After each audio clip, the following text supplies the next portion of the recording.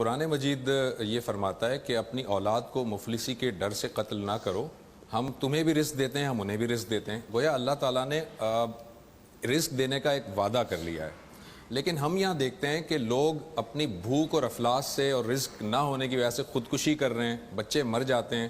تھر کے اندر دیکھیں بچے مر گئے بھوک کی وجہ سے۔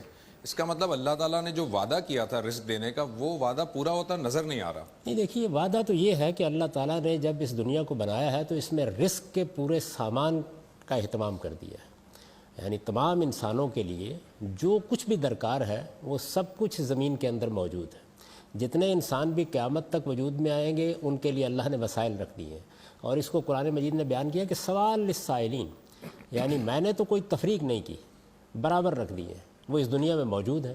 وہی وسائل ہیں جن کو آپ دریافت کر رہے ہیں، یہ زمین کے خزانے ہیں جنہیں آپ نکال رہے ہیں، انہی کے ذریعے سے یہ نئی دنیا وجود میں آ گئی ہے۔ یہ جو کچھ بھی سائنس نے ایجاد کیا ہے وہ ایسا تو نہیں ہے کہ کہیں گھر بیٹھ کے ایجاد کر لیا، وہ اصل میں دریافتیں ہیں، یعنی اس کائنات کے اندر ہی وہ خزانے موجود تھے۔ فصلوں کو ہم کس طرح بہتر سے بہتر کر سکتے تھے، ان سے کس طرح زیادہ جھاڑ لے سکتے تھے، کس طریقے سے ہم زمین کے خزانوں کو استعمال کر کے اپنے لیے ایک نئی دنیا بنا سکتے تھے، یہ سارے امکانات خدا نے رکھ دیے ہیں۔ تو اس وجہ سے وہ یہ کہتا ہے کہ جو انسان بھی دنیا میں آتا ہے اس کا رزق موجود ہے، لیکن یہ رزق ایک قانون کے مطابق ملے گا، اور وہ یہ ہے کہ اس کو جد و جہد کرنی ہے، اس کو صحیح کرنی ہے۔ پھر اس جد و جہد کے راستے میں انسان بھی رکاوٹیں ڈالتے ہیں، ان رکاوٹوں کو بھی دور کرنے کی کوشش کرنی ہے۔ تو ایک طرف فرد کی کچھ ذمہ داریاں ہیں، دوسری طرف معاشرے کی کچھ ذمہ داریاں ہیں۔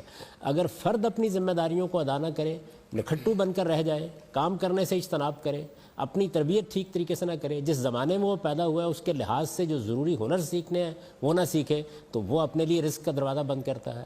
اسی طریقے سے اگر کوئی معاشرہ منصفانہ تقسیم میں معاونت کرنے سے انکار کر دے، یا اس میں ایسے طریقے اختیار کیے جائیں کہ جس میں محرومیاں بڑھتی چلی جائیں، تو ظاہر ہے اس کا اثر بھی پڑتا ہے۔ تو انسان بحیثیت انسان اپنی انفرادی جد و جہد بھی اگر ٹھیک رکھے اور اجتماعی جد و جہد بھی ٹھیک طریقے سے کرے تو اس کے نتیجے میں رزق موجود ہے۔ یہ بات ہے جو قرآن مجید نے بیان کی ہے کہ رزق کے اسباب موجود ہیں، یعنی ایسا نہیں ہے کہ اللہ تعالیٰ پانی کا ایک گلاس لے کر اور ایک آپ کے لیے کھانے کا دسترخوان لے کر آپ کے گھر پہنچ جائیں گے۔